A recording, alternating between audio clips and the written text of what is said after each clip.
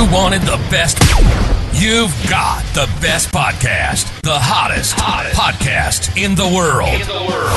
The Chris Voss Show, the preeminent podcast with guests so smart you may experience serious brain bleed. The CEOs, authors, thought leaders, visionaries, and motivators. Get ready. Strap yourself in. Keep your hands, arms, and legs inside the vehicle at all times, because you're about to go on a monster education roller coaster with your brain. Now, here's your host, Chris Voss. I'm Moses Voss here from thechrisvossshow.com, thechrisvossshow.com. I felt like singing it, but we figured we'd let the Iron Lady sing it. So welcome to the show, my family and friends. We certainly appreciate you guys coming by. As always, the Chris Voss Show family is the family that loves you, but doesn't judge you. So remember that. It's a holiday time. People are lonely. People feel lost. People feel like they're alone. You're never alone in the world with the Chris Voss Show. There's a billion episodes that they can listen to. For 15 years, we've been bringing you the CEOs, the billionaires, the White House presidential advisors, the governors, the Congress members, the U.S. ambassadors, astronauts, Pulitzer Prize winners, and authors. They share with you the brilliance of the spectrum of their life, if you were. I'm going to get poetic here, folks, ladies and gentlemen. No, I'm not. And they share with you this beautiful, concise, detailed, juicy concentrate of their lives and how they resolve their issues in lives. And you're going to learn so much and change your life. And if you haven't found in all the episodes we've done over 15 years, 3 to 4 episodes a day, 15 to 20 episodes a week, if you have not found something that can change your life, I don't know what to tell you, man. Check your IQ. Anyway, guys, thanks for joining the Chris Voss Show. As always, refer the show to your family, friends, and relatives. We couldn't do it without your relatives because they need as much help as they can get. Trust me, you're going to see them soon at Christmas dinner and go, man, I need to get these guys to listen to the Chris Voss Show. They need some help. And if you don't think that, well, you're probably the one. Anyway, guys, go to youtube.com/Chris Voss. Facebook. I just offend everybody on the show at the beginning. Chris Voss, Facebook.com. Go to LinkedIn.com/Chris Voss. And subscribe to the LinkedIn newsletter, the LinkedIn 130,000 group over there. That thing grows like a weed. It's just crazy. Chris Voss won on the tickety-tockety. Today we have a spy on the show. We're talking spycraft. There might be some secrets on the show. I don't know, something like that, whatever. And we'll have to be careful what we ask him, because if he says anything, I don't know, the whole audience might have to get, moved to a gulag in Poland or something with black helicopters. We have Pete A. Turner, who joins us on the show today. He's going to be talking to us about what he does and how he does it. He's a former combat spy turned talk show host. He was deployed for over 70 months in conflict zones. He's been on over 1,000 combat patrols. His efforts to establish networks, both internally and externally, made Pete a valued advisor for U.S. interests. Today, he hosts and produces the Break It Down show. The show recently passed its 10-year anniversary and has published over 1,500 episodes.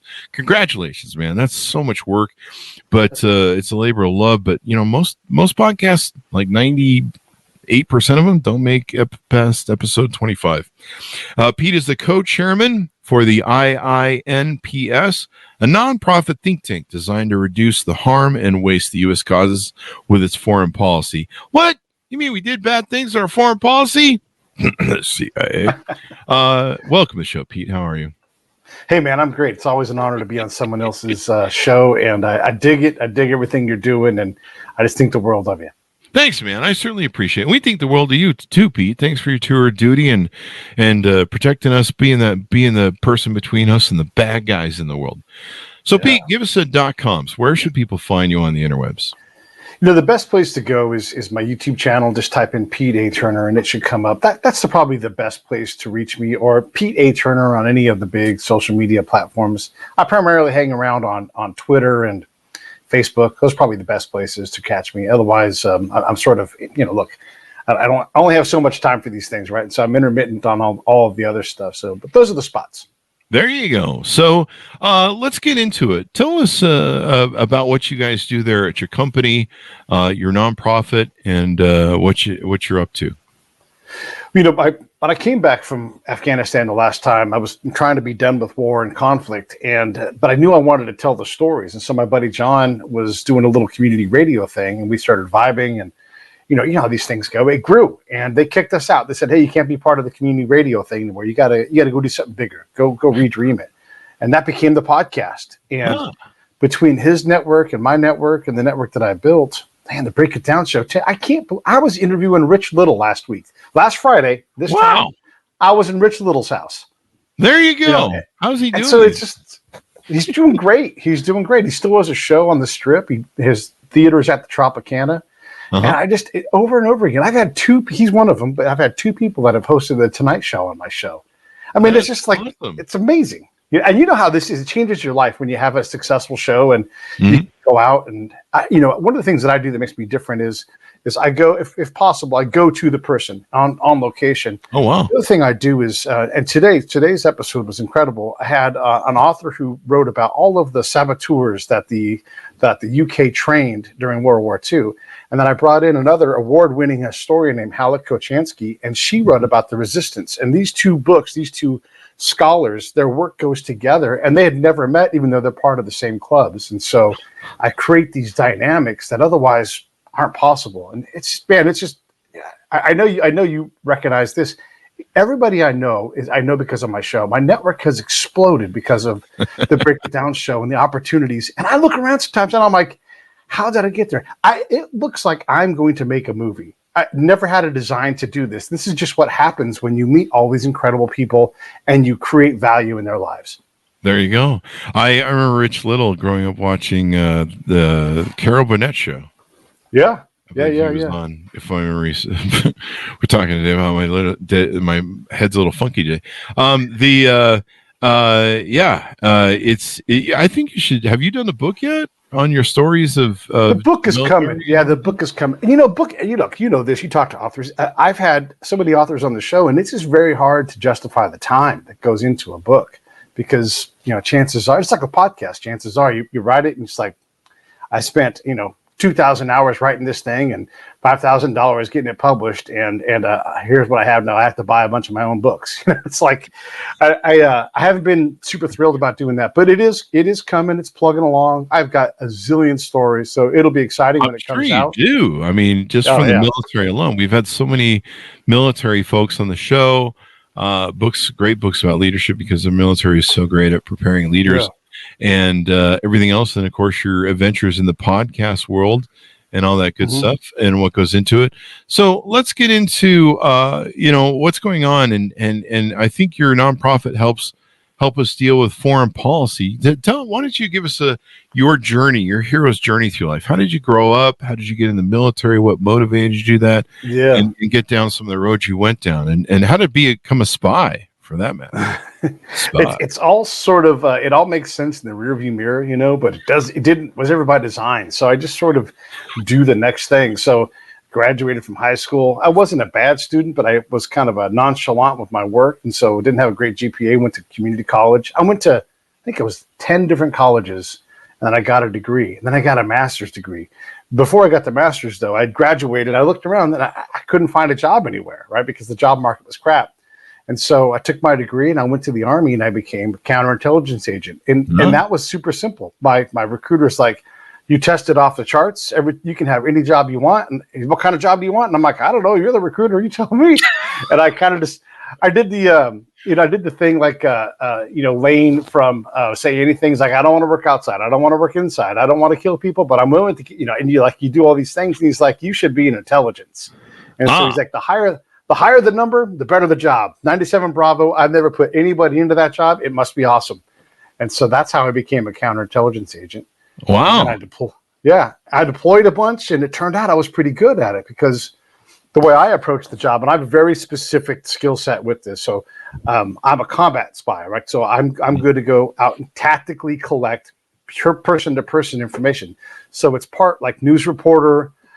It's part happy. I call myself Good Time Johnny. I show up somewhere, people want to see me having a good time, and so they talk to me. So I build trust, even if it's with the enemy, because that's my job, is to find the enemy, build trust with them, turn them into an asset for us. And so that's the long and the short of it is I just kept going, man. I just kept doing interesting things and like, how can I do the next thing? And you wind up deploying for like years and years of your life, because who else is going to? And here's the thing: is at my job, counterintelligence on the ground, tactical. There's nobody in the military that's done this more than me. And so I got to the black belt level, and then I got to the multiple echelons of the black belt level, where I'm doing things that aren't even in the book, but they're hyper successful. And I know better than almost anybody you'll ever encounter how to collect tactically for a big military unit. Damn. So you did the spy thing. Is there any stories that you're legally, non-classified, allowed to tell us? Yeah. Well, so because I would go off the camp all the time, and I'm developing trust, I'm trying to find the people that no one else, no other American's going to meet. And you become influential when this happens. So at one point, I'm off in this remote district, nowhere near roads, it's just Stone Age, really, where it's at. And the governor that I'm talking to, he's an Afghan governor. He says, "Hey, Pete, I want you to come to this meeting at Dave's house, just a couple houses away." And so I'm like, "Yeah, of course, anything you want." So I go to this meeting. There's always farmers around, and I don't know anything is different. They ask me some questions. I ask them some questions. I just do the normal standard meeting that I would do. And then I went home. Well, a couple of days later, the governor calls me back in his office. He's like, "Hey, I got to let you know something. The Taliban told me to set up a meeting with you." And that's what we did over at Dave's house. The guy's name's not Dave, obviously. Yeah. But so they vetted you, and they've decided that you're a good dude and you're authorized to work in the Valley. And so, wow. Yeah, you get, and that's because I don't lie about who I am. I don't lie about what my name is. I'm honest, and I tell them I'm here to help. I'm here to provide you a voice. I'm here to make us better at working with you. I'm here to make you better at working with us. And I just approach the job completely differently. And that's what you have to do when you go to a place where people don't have enough things. You can't act like you know everything. You have to be humble. It's never about my ego. And it's all about sitting and listening and understanding where they're at, and then communicating to the military, State Department, whoever you're working with, to get them to calm down, slow down, and get better. There you go. Are there any James Bondish sort of tight, dangerous situations you were in that you could tell us about? People, yeah, sure. So, I mean, meeting with the Taliban, not exactly safe, but we'll put that one on the board. There's a guy named Johnny Walker. Maybe you've heard of him. He is. I'd usually drink it. Yeah, well, this guy did too. He's an interpreter who worked in Iraq, and he was my interpreter for a while. He belonged to the SEALs, and just because of happenstance, he ended up belonging to us. I happen to know a guy who was in the Navy, and he had attended a course that I taught at. It was a spy school. Anyhow, so he's like, "Hey, we're going to give you Johnny Walker." Johnny's incredible. And Johnny has written a book. It's called Codename Johnny Walker. Here's how influential Johnny Walker is. He is Iraqi, never been to BUD/S, never been in the Navy, but the SEALs all say he can wear a trident on his chest because he's that much part of their brotherhood. Oh, wow. So yeah, it's pretty incredible. So he was part of my little team that I was on, and we were given an assignment to go north into Kurdistan and look into some assets to see if they would be useful for the American interests. And so we drove, and at one point on the way back, there was a checkpoint. Now, this time in northern Iraq, the checkpoint situation was pretty dicey. You didn't know what was real, what was not. You didn't know, even if they were legitimately Iraqi forces or police, they still might decide on that day to give you a bad day. So they pulled us off the road, and Johnny, who's got a world-class mouthpiece, gets out, and he starts talking to these guys, and he is right in front of me. So I'm sitting in our car, and right in front, I'm in the passenger seat, and right in front of me, Johnny is talking. And if you've ever seen Iraqi males talk, it looks like there's about to be a fight in an instant, and so it's very tense. I've got my gun is off, it's off safe, my finger's on the trigger, and behind me is my partner, and he and I are both going to start sending rounds through the windshield if things get dicey, and I'm going to do a dead driver drill, and I'm going to get us the hell out of there. You guys are on it, man. You're prepared, finger on the trigger. Yeah, and pulled the slack out, so I was ready to let go, but Johnny talked his way out of it, because we weren't doing the wrong things, and they finally believed it, and so nobody got hurt, nothing bad happened. But I'll tell you what, man, that's as close to like this is about to go down, and but this is it right here, and it worked out, and I don't know that we would have gotten out of there alive.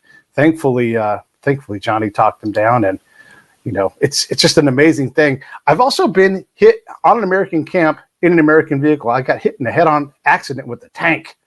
And so you talk about danger. It's dangerous on the camp as well as off. Is someone driving a tank in your general direction, or did you walk into it?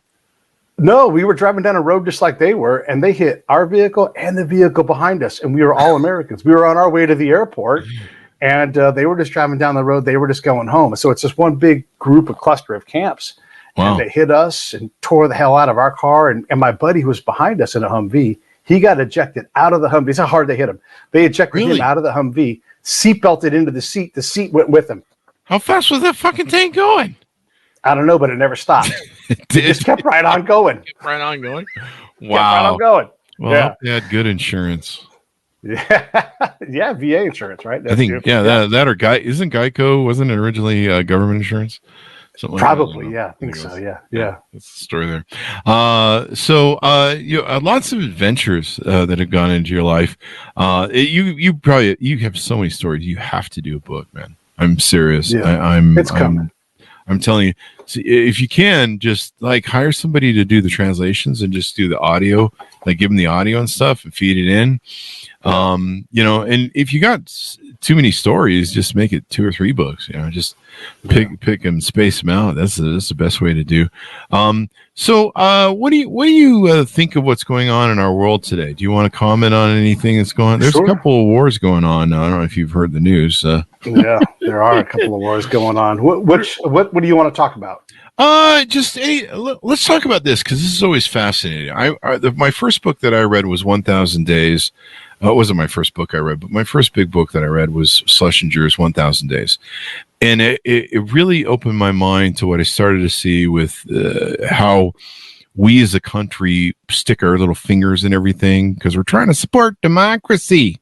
Meanwhile, we overthrow, democratic people and the muck-ups that we do, in the 80s with Reagan and what was it wasn't Ecuador, it was Iran-Contra? There's the Iran-Contra. But there's so much shit we've done in South America, the muck around South America between overthrowing leaders, Cuba, our muck-ups with Cuba. And so 1,000 Days kind of opened me the first eyes of the CIA mucking stuff about, assassinations. We created Osama bin Laden. Look how that turned out. So many different instances where we've tried to do something, putting our thumb on the scale of, well, we're trying to get democracy around the world. And, I imagine there's rare times where we get it right. It seems like we get it wrong a lot and we cause our own problems. I don't know. Maybe you want to comment on some of that. That's contributed a little bit probably to the Ukraine-Russia thing. Yeah. Maybe to the Middle East. Who knows? It has. And, there's a lot of evidence for this. You talked about Osama bin Laden, Ho Chi Minh. We tend to pick the wrong people. And the INPS that you mentioned, that's my nonprofit think tank. And part of what we're trying to do is like from top to the bottom, like if our foreign policy is askew and if it's not in touch with reality, then by the time you get down to the ground, none of it makes any sense. And so how do you link the foreign policy, the theory, the academics to the practitioners on the ground, and then try to figure out how to make practitioners capable, right? So I don't want to get too theoretic, but the problem we face is we make a decision, boom, we lay down the line, and then we will try to impact other countries. We did this with Afghanistan, other countries' elections. Mm-hmm. Boy, if you do that to us, we get mad. Oh yeah, we get all bent up. We lose our shit. Yeah, but we see that we have license to do that with everybody. And look, in intention and quality doesn't matter because we're supposed to be better than that, and we have this belief. So I'll give you an example. We have this belief that in the Bush doctrine that freedom is a universal value and everybody wants it. So I'm talking to this Iraqi dude, and he's like, "Yeah, no, I love freedom. I love that you guys are here. It's great. I finally don't have all these people on my back and I can just, kind of manage my own family and do things." And I said, "That's great." He's like, "Yeah, it's the best thing ever. We really love America." And then the next topic we get into, he talks about how his daughter was on the roof of their house hanging laundry and she was dawdling up there and taking too much time. And because of that, he had to go up there and beat her. And I was like, dude, that's not how we do freedom right now. We don't beat our women. Yeah. Or we try not to. Right. And what I understood later was that because she was up there, the perception that he's soft on his daughter, that they are not good Muslims, it would draw attention to his family. So he has to do this performative denial of freedom to protect his family ultimately, and teach this lesson to his kids. And so when you go into the world, you can't even understand that. You think this guy's some kind of monster, but where he lives, that's how you survive. Yeah. And you guys are trying to do that through your nonprofit, where you're trying to help U.S. foreign policy do a better job. You know, I remember we've had a few people from the Council of Foreign Relations on, but we had Richard Voss on, and I believe it was him who talked about it. One of our problems that we have with the way our country works is, you know, every 4 years, roughly, I mean, unless somebody gets reelected, you know, we bring in a whole new administration. That's right. And they have these great ideas. They think they've won. They're so high on life because they won the lottery, and so they think they have this mandate, or you know, we're here to change the world. Those last guys were fuck ups, but we're here to make all the difference. And the discussion has been that it's what's created the problems of the Middle East, and it's what's created the problems in other worlds, because you know, somebody comes in, they change everything, and then you know, and like I believe the Taliban in Afghanistan, and I'm sure China, I believe, has the same sort of attitude. They're just like, we can't take these idiots for serious, because every 4 years, you know, some guy's got, you know, they're going Y and they're going Z, and you know, you just never know. And then if somebody who really seems to know what they're doing comes into place, you just need to wait a couple more years and they'll be gone. And so I think that's one of the things, according to them, that contribute to our failed foreign policy in some areas of the world. When our priorities are messed up, I'm going to use the ground level. I'm going to use Mr. Beast as an example. He recently drilled a bunch of wells in Africa. And so you do that, and we feel good about ourselves, like, oh, Mr. Beast is the best. And I'm not saying Mr. Beast is not a great guy. I'm just saying, you don't get to go in and start changing people's worlds without spending a lot of time knowing those people, understanding the culture. And so when you come in and say, hey, we're going to go drill these wells, even if someone's asked you to do it, you don't know how you're impacting that community. You don't know what's happening one community over. Did you just get a bunch of people killed because you went in somewhere and you gave them fresh water? And by the way, as soon as you have fresh water, and it's great to do that, what do you do with the wastewater? All this water that's been used, that's been whatever, it has to go somewhere, because you don't want to create a bunch of disease and give a government that doesn't have the capacity to deal with that a bigger problem. So he gave them water, but he didn't give them toilets.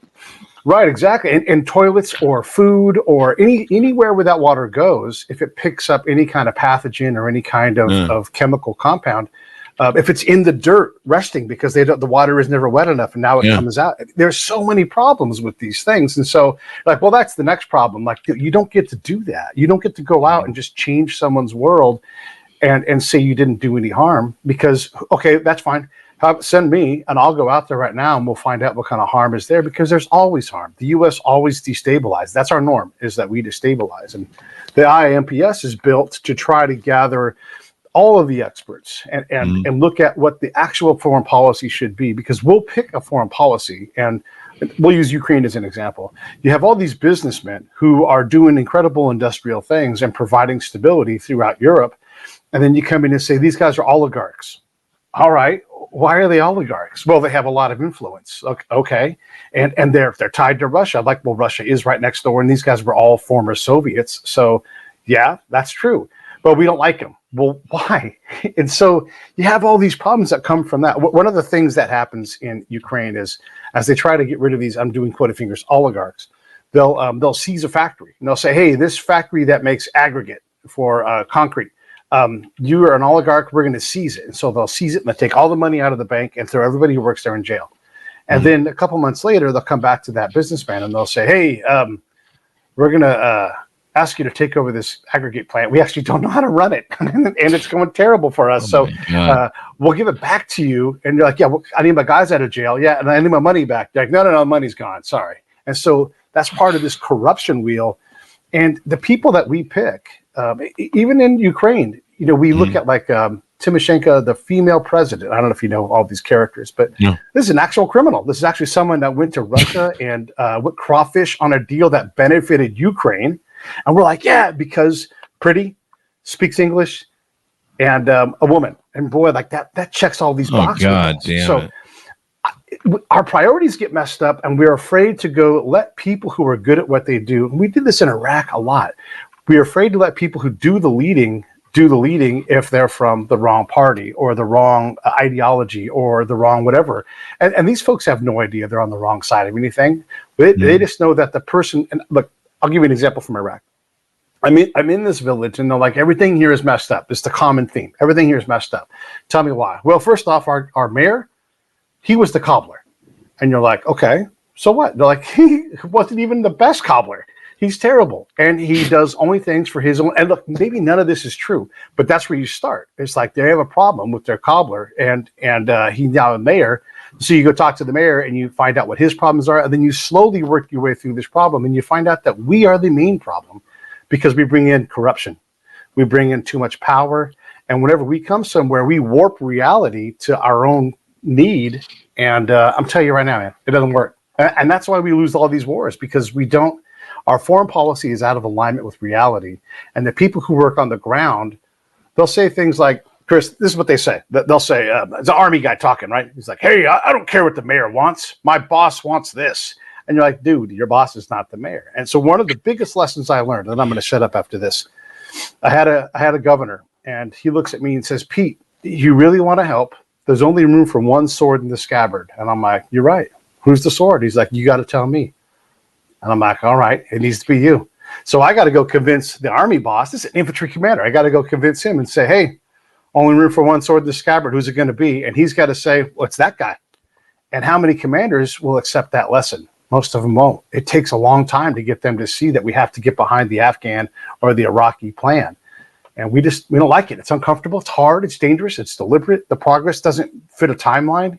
And like you said, you got elections, you got one-year combat tours, and there's budget cycles, and none of these things relate to what I have to do on the ground. Yeah. Is it true that these things are driven by our oligarchs that own Halliburton and other things?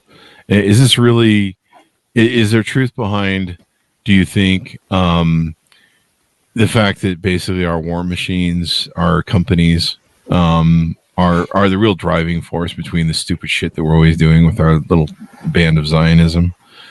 At my cynical worst, sure. Like these guys want this. The reality is the people that get hired to work in the DC world and then who work for the contractors, these are all the same people.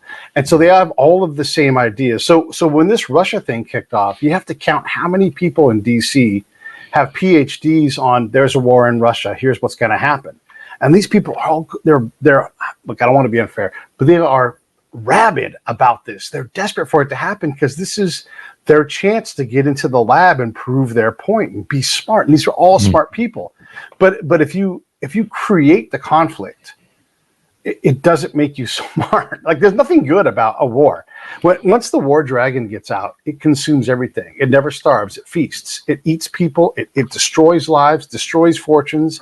It never stops. You can't get it back into the box. It just continues to kill people. And no one can control it. I'm great at war. I'm great at it. If the war dragon chose me, there wouldn't be a damn thing I could do about it. It damn near did choose me. I mean, I nearly took my own life at one point. I was so obsolete, right? So we have to make better decisions. And these folks in DC, all the folks fomenting this thing about, China's going to invade Taiwan, knock it off. No, they're not.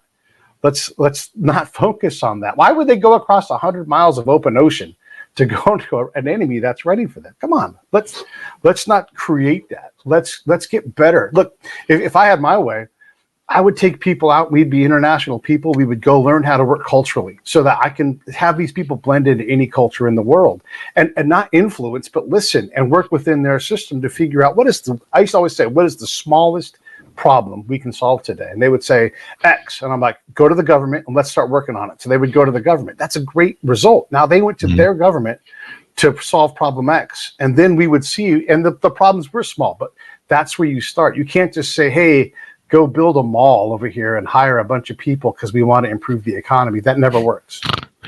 Yeah, it's like I say, it was interesting to me to read 1,000 Days and the first Cuba crisis and how the CIA misled John F. Kennedy, and the subsequent things.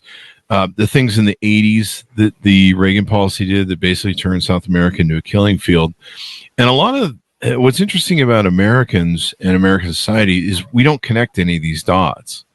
Like, we don't connect that all the mucking around and fucking around that we did in South America, going back into the 80s and 70s, even the mucking around Cuba, Fidel Castro would have flipped to us. We just were like, no, we already got a guy to fill the position. Fuck off. He adored the United States. He sent money. He sent a thing to get a dollar bill from us when he was a kid, and he would have easily flipped to us. But we're just like, no, we got a guy. You're fine. You're rebels, whatever. Yeah. And all these things, all these events are tied together. And like, right now everyone complains about, we don't, we got to fix the border and blah, blah, blah. And yet we have employment shortages. We actually need people. But they're like, we have all these people, coming from South America is so bad. Yeah, because we fucked it up. We put our fingers on the scale and mucked up the whole continent for 40 years. That's on us when it comes down to it. My rule on instability operations is that wherever we show up, we create more instability. And the second rule is that we refuse to accept that. Yeah. And so as soon as the State Department shows up, and I'm going to be hard on these guys, because guess what? They can take it, and they've made a lot of mistakes. And when they do, people die. So that's part of the IMPS. This charter is like, hey, knock it off. Stop picking people. Slow down. You're not the smartest person in the room, and you have to respect the fact that they have a way of doing things. And if you're uncomfortable accomplishing your goal along their cultural path, then you're in the wrong business, man.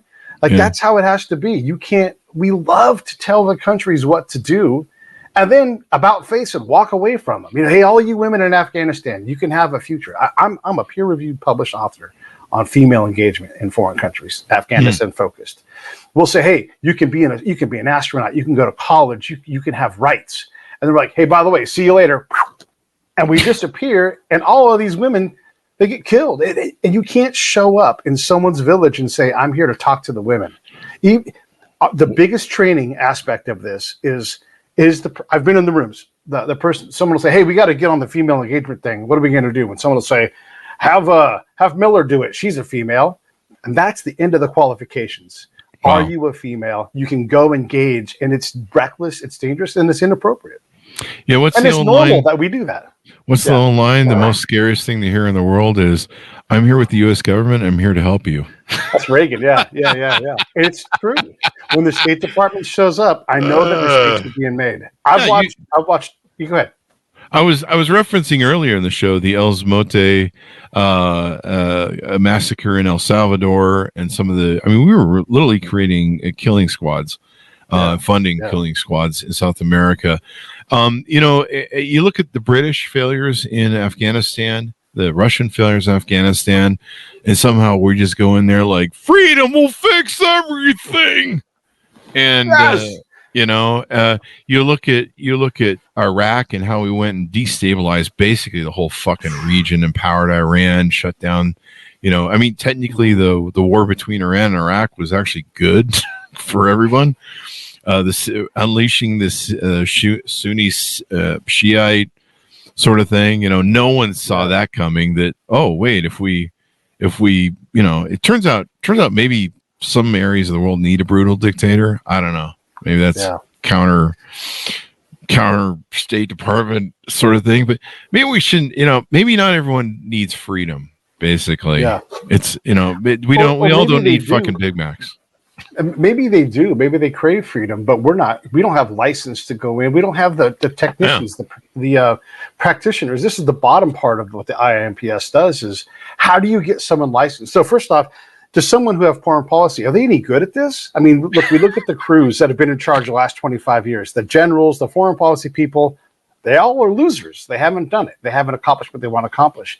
And then you send a bunch of kids out who have no capacity for foreign language. They have no capacity for religion. One of the things I love to talk about people who think they know anything about this kind of work is, how do you factor religion into this? Like religion, and they brush it aside like, well, almost everywhere else in the world, you have to work within the confines of the religion, because if you ignore that, then you are ignoring a base part of their culture. So there's a lot of Muslims in the world.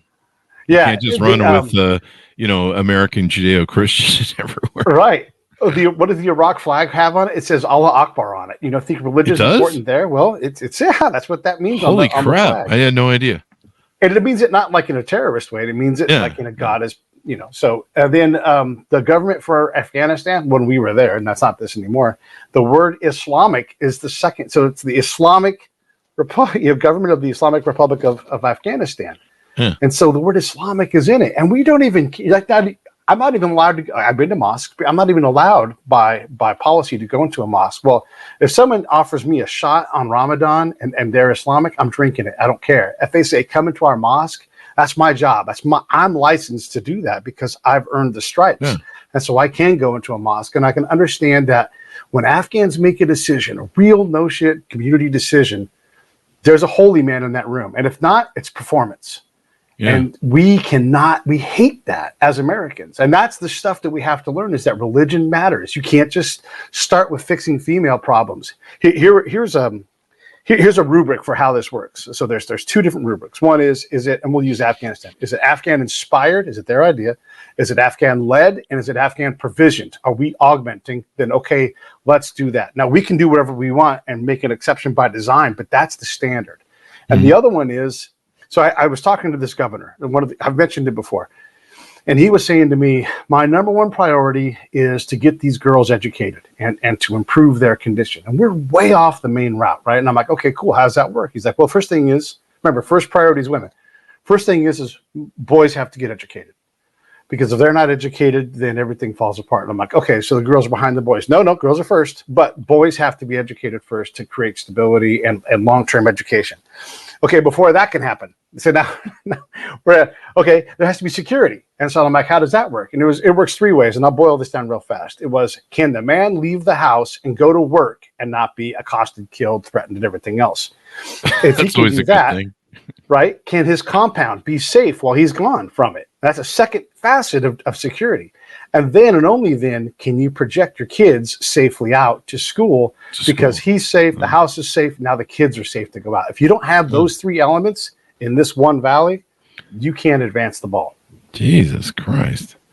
I mean, I don't know. I mean, it seems like we just have this attitude of like, we're going to show up and we're going to bring McDonald's and Taco Bell and malls and everything's going to be fine. We'll just I say it like this. Yahoo! Here we are. We're Americans. That's how I say it. It's all that stuff in one, right? Yeah. We're gonna have us a barbecue. American. That's how we got the term. Somewhere. I gotta say this though. This is important. Everybody wants to do great. Everybody's educated. Yeah. Everybody's trying their best, but it doesn't work. Slow down, right? Yeah. So everybody has the right intention. We all want to help. We're desperate to do it. Americans are great about that.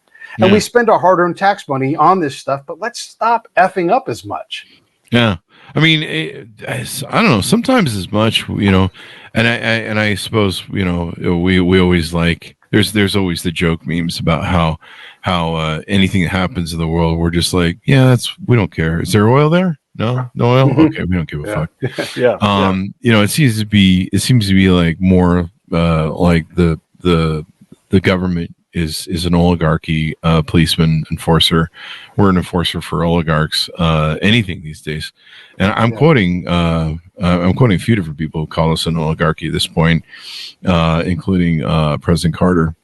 But I think we're very close to that at this point in time, especially when you see Citizens United and different SCOTUS rulings that have made it so you can just buy a SCOTUS judge now if you're a billionaire. You just own one. It's pretty cool. You can put them on your mantle and shit. Give them a little RV to keep them happy and shit. You're in business. So we've talked about foreign policy and how the ways we muck it up. How does your think tank, the IINPS, how do you guys, talk to these people at the State Department or foreign policy advisors and go, hey dudes, let's try something different?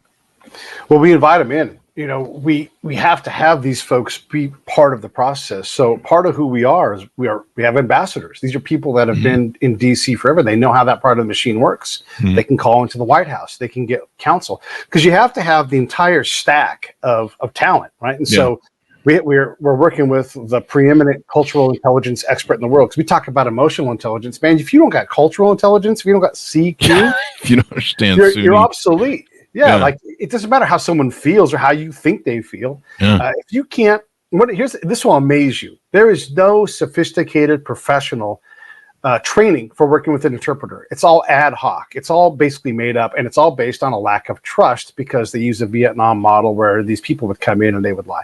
So instead of saying, you are a better version of me because you're going to communicate for me with this other person, and teaching this person what you want and how you do it, and treating them like an asset, we treat interpreters like they're second-class citizens. Even if these people have been in America longer than us, or even if they're local kids, you have to say, I'm an American. We're going to work on this together. And you have to empower these guys. Look, you have to do your work, and you have to, check them and everything. But that's simple. That's straightforward. We don't do that. So no one's even trained. There is not a specific book. Matter of fact, I'll tell you exactly now. In the counterintelligence manuals, there is a part where it talks about work with an interpreter. There are more words on the basic how to deploy a mine fast fact sheet than there are in that book on how to work an interpreter. Which do you think is more complicated? Working an interpreter. For all you know, the guy's sitting there just going, the city of America told me this. He's full of shit. So just whatever. Just pretend, just nod your head. Yeah. So these are the things that we try to fix. And so that's why we grab these ambassadors. We grab people from the State Department. One of the guys we're going to be talking to soon he was the senior enlisted advisor for all of the military. So he is the senior enlisted soldier, airman. He represents everybody. And he's like, man, I'm desperate to help with what you guys are doing, because I get it, and it's not just the folks on the ground. It's everywhere, all the way up the stack of people. Operationally, procedurally, all these folks have to understand that what we are doing, our recipe right now, it ain't working. It ain't working. Yeah. And you mentioned earlier in the show, these guys who have a hard on to, the books they've written and the things they've talked about, they're interested in going to war. I mean, if you could sit down with John Bolton and maybe calm his ass down, that would be great. Yeah. That guy wants to go to war with Iraq so much. Iran so much. I'm surprised he hasn't just swam over there with a gun already and started firing. I don't know John Bolton. I've never worked for him. I don't know anybody who's worked for him. I know a lot of people, but I have no connection to him. But I don't take him seriously. And here's why. Okay, he started the Iraq War. Yeah, well, so here's where the IMPS model works, right? So he has this wrong idea, right? Now we go on the ground, and you go to Afghanistan, and every unit shows up. We're going to push south, and we're going to ensnare the Taliban, and what? Make them stack arms, give you their flag, and have a ceremony, and they quit. That ain't going to happen. And so I'd be out with these. These are hard soldiers. These are infantry people that want to go. They're spoiling for a fight. And guess who never shows up to that fight? I said this on one of Glenn Beck's shows one time I was on it. He's like, why don't we just blow them up? I'm like, dude, they don't stand in a field and wait to get blown up. They're like, hey, over here. This is a great place to drop something. Yeah. Because the second we leave, they can just walk right back into that village and have way more influence than us. And you can tell this to any commander, like, well, then we'll push harder. You can't just go harder all the time.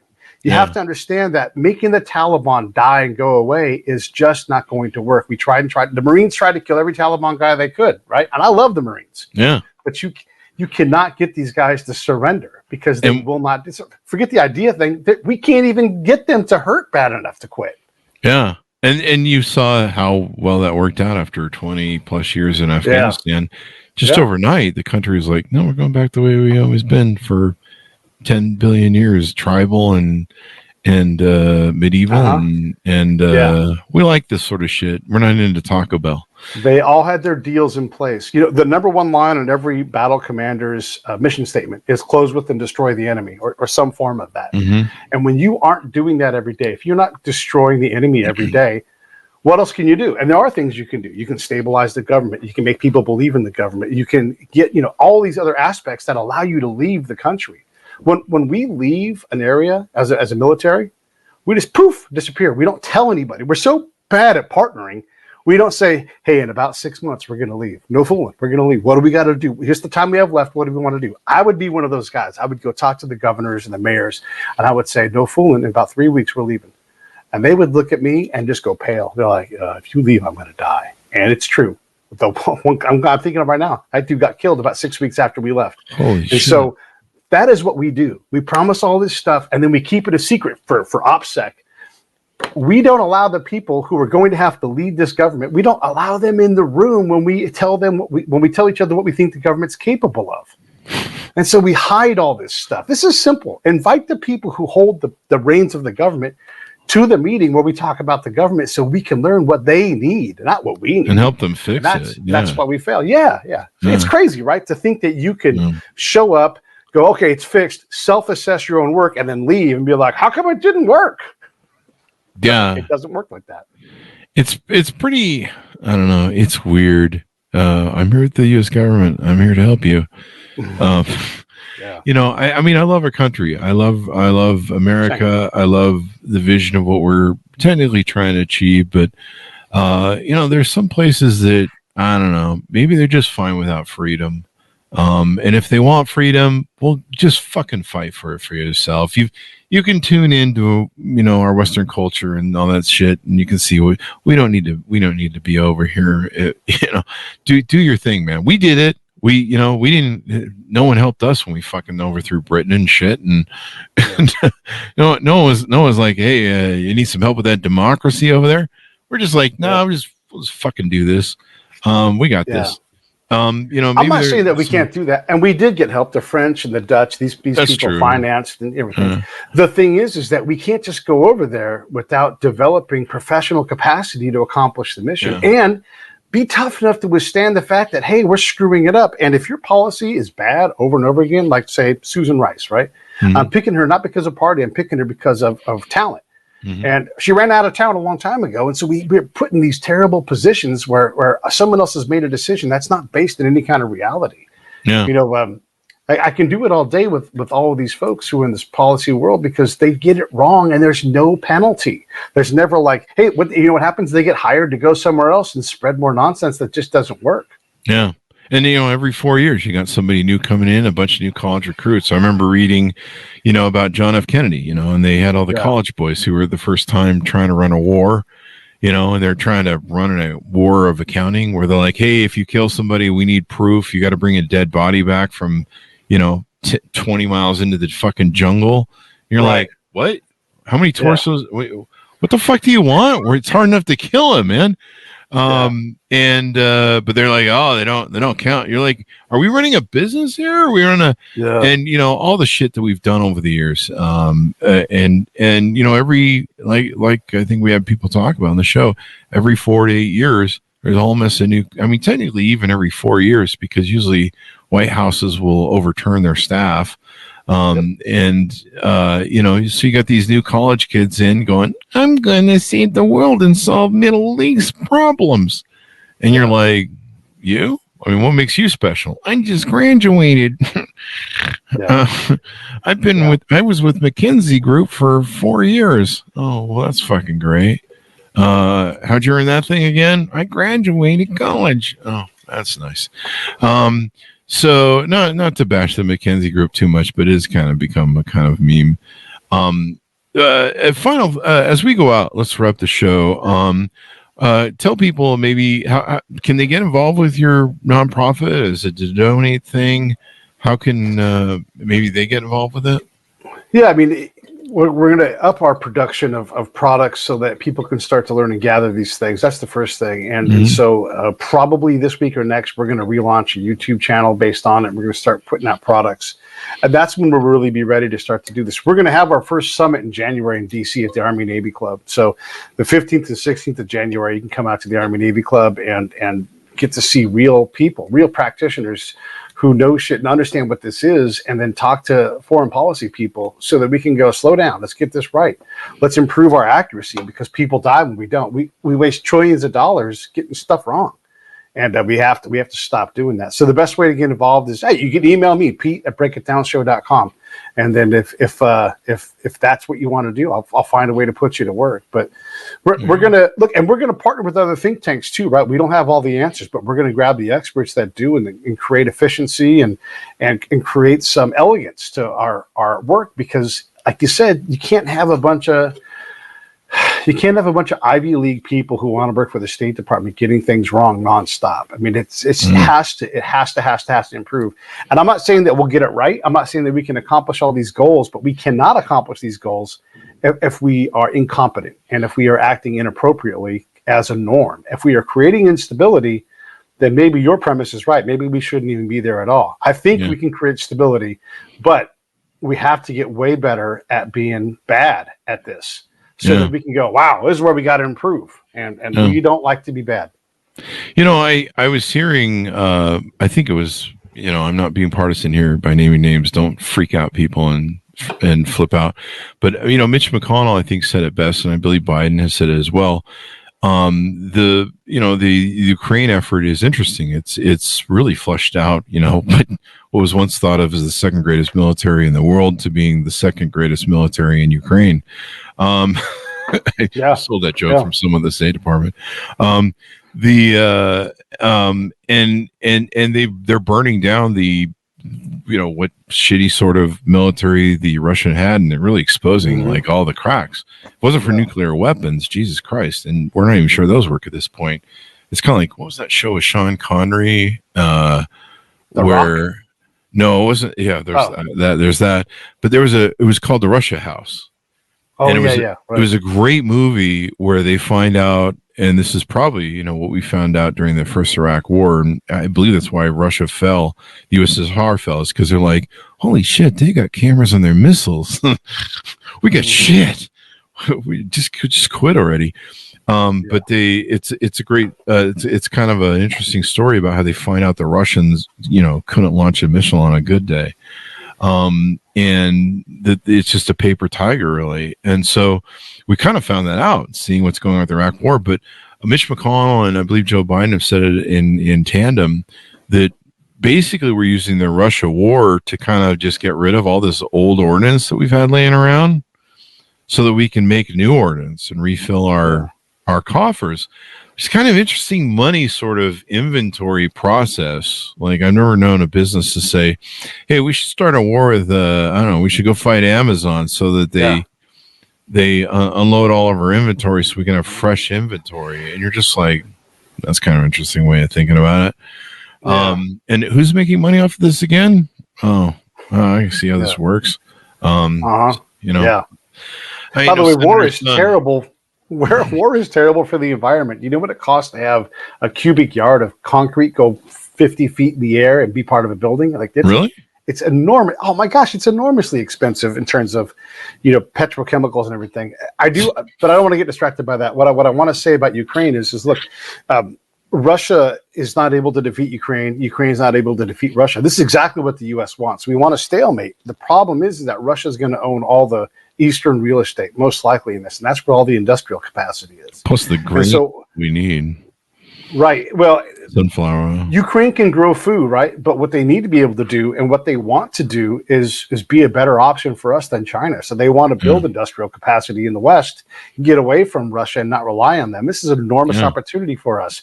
But we have to allow these oligarchs to do good business and allow them to be great at that. And we don't like that. And so we're going to have some worse version. Instead of having Ukraine saying, hey, let us manufacture things for you, we're going to have we're going to take a place that's got so much energy in its dirt and we're going to turn it into a solar farm or something. You know, it'd be some dumb. I promise you this is going to happen. When we go as part of the reconstruction, we're going to teach Ukrainian farmers how to grow food. I promise you that's going to happen because that's in the playbook. Like we did in Afghanistan, where we forced them all to give up poppy fields. Yeah. Oh, I could tell you about poppy fields. You want to hear about poppy fields? I'll tell you about poppy fields. It was all nonsense. All of it. All of these programs that the people dream up.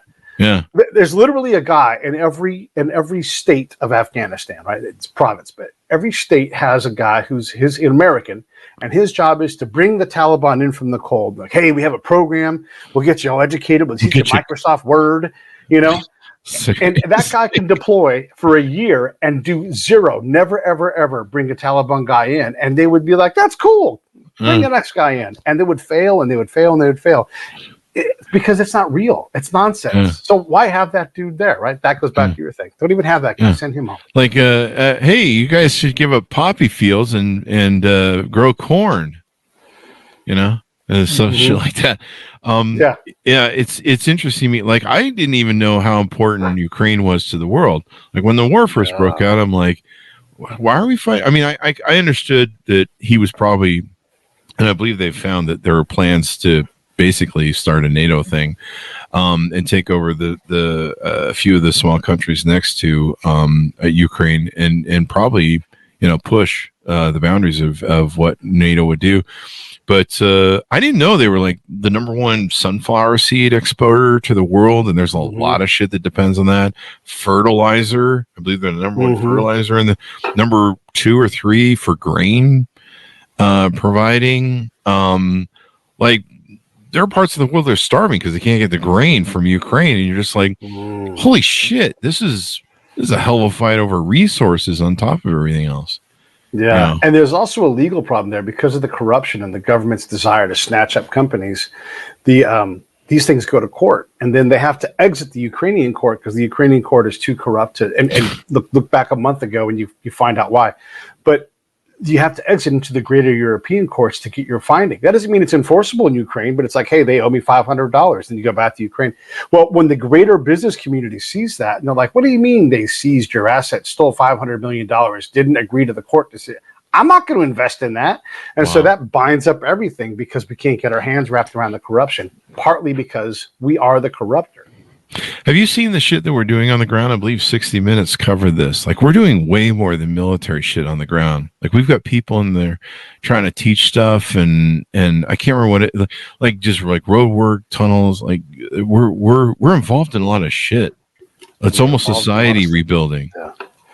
Yeah, and they want to have a more perfect society, but they can't even fix the problems in their own towns, right? We all have problems. And instead of listening to the Ukrainian leaders and allowing these guys to lead Ukraine forward and away from Russia, which is what we all want, we want to come in and give them the problems that we have. Look, there's a time and a place to get to these other problems, right? Okay, we want to give them the problems we have. Yeah. Like, things are working out really well. We got senators fist fighting. We got elbowing. We got basically pre-fascist violence going on in America. Yeah. We spent so much, 8, 10, 12 trillion in fucking the Afghan-Iraq war, where we didn't fund schools, and now everyone's dumb as fuck, and they think that fucking fascism, authoritarianism might be really a cool change. I heard a senator the other day on Face the Nation talking about how maybe it is time we try populism. Like, you fucking serious? Like, what? We're having these conversations. People don't realize the conversation that's going on right now. If you study fascism and authoritarianism, we are fucking on the fast rails. And when you're seeing violence break out with political leaders, we're here, man. This is Mussolini, Nazi shit. When you got some guy who's the head of a party using terms of Hitler and vermin on fucking purpose, we're on the rails. And that's what makes me laugh so hard when you're like, yeah, we're over in Ukraine trying to help them have the same problems we do. Holy shit, man.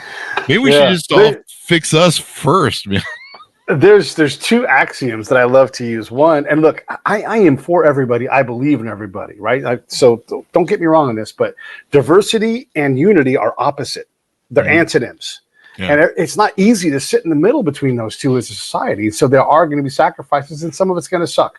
So antonyms, you get diversity and unity. So you can't go to somewhere and just blow that country up because you're trying to bring diversity in. Like, leave them alone. Let's work on where they're at and where they want to be. And then the other big thing is this is just for our political leaders, picking the lesser of 2 evils is picking evil. So we've got to get better people, man. You and I should be running head to head. I'm like, hey, I'm going to bring us forward, rather than, like, we can't pick from the lowest common denominator because someone's electable, That's not a recipe for success. Let's not export that anywhere else. Yeah.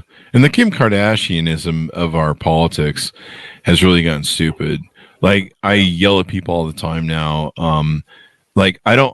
Quit being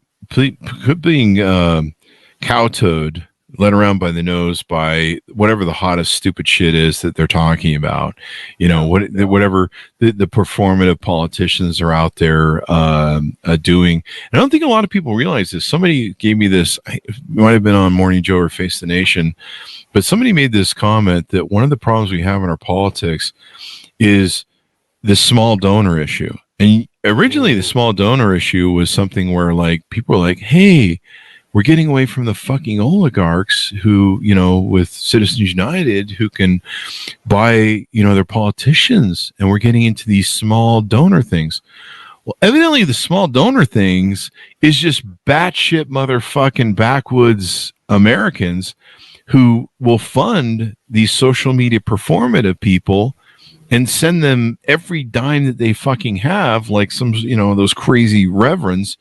And so these politicians that are performative, that don't do any legislation really, have learned that if they just do political stunts when the mic's on, that they can, put out a thing and they'll get all these batshit individual donations from, these specialty groups and, a bunch of people who, they're sitting at home with, I don't know, whatever. I'm not going to profile, but you know what I mean? And I didn't even realize that. I was like, hey, those homegrown, turns out they're not. Turns out they're actually the staple for these performative guys.